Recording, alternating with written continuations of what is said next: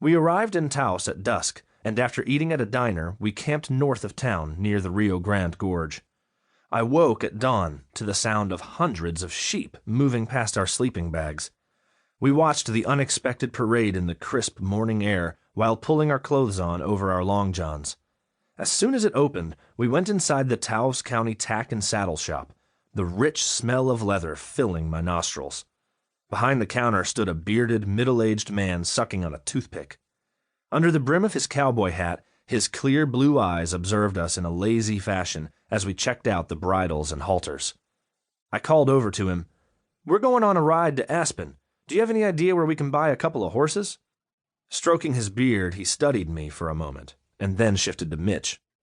We must have passed some kind of test, because he strolled over to us. "You experienced horsemen?"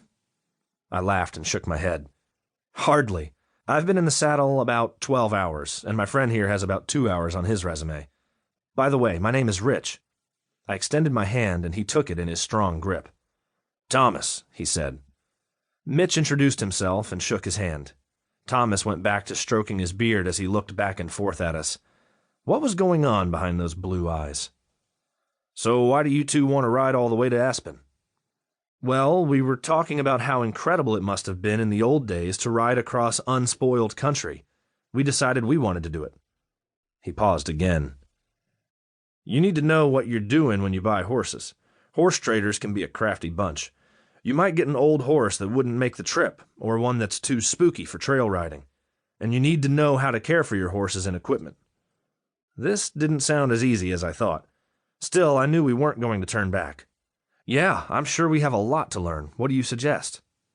To our great fortune and relief, Thomas took pity on us naive hippie boys. He helped us shop for the rest of our horse gear and showed us how to care for it. As we washed and oiled our leather items with saddle soap and neat's foot oil out in front of the shop, he made some calls. When we completed our saddle care assignment, Thomas came out to inspect our work. "You fellas can camp behind the store by the corral if you want. Get up early. We've got some horses to look at." "Cool. We'll be ready," Mitch said. Late the next morning, we drove back to Cuesta, passing through barren countryside until we reached a good-sized ranch.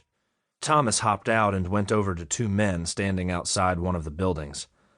After a brief discussion, the men got into a white truck and Thomas returned to us, saying we would follow them. We bounced and rattled down a little-used dirt road onto a wide-open prairie. Thomas pointed to the herd of horses grazing in the distance. "We're going to look at a mare in that herd," he shouted over the noise of the truck. Ahead of us, the two men made a wide arc to the left of the horses, and when slightly past the herd, they turned and headed straight toward them. As their truck angled to the left rear flank of the herd, Thomas angled his truck to the right. The horses stopped grazing and eyed us with suspicion.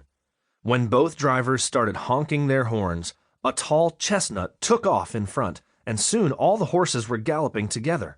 What a magnificent sight! More than 24 chestnuts, paints, palominos, whites, blacks, and browns, all racing at full speed 20 yards in front of us. Tails high, manes waving, hoofs kicking up dust and clods.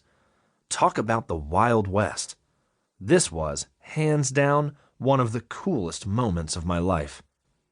We bounced along, bones rattling, for a half-mile or so as the dirt from the horses' hooves glanced off the windshield.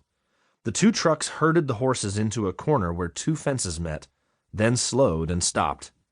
Jumping from their pickup, the two men stretched out their arms and waved their cowboy hats, coaxing the horses into a small corral. They closed the gate behind them and came over to us. Grabbing a rope from the back of the pickup, Willie stepped into the corral and gently waved his hat to separate the nervous horses. When he had isolated a brown mare, he threw the rope over her neck in one smooth movement. She pulled back, shaking her head, as Willie led her to our side of the corral and tied her to the fence.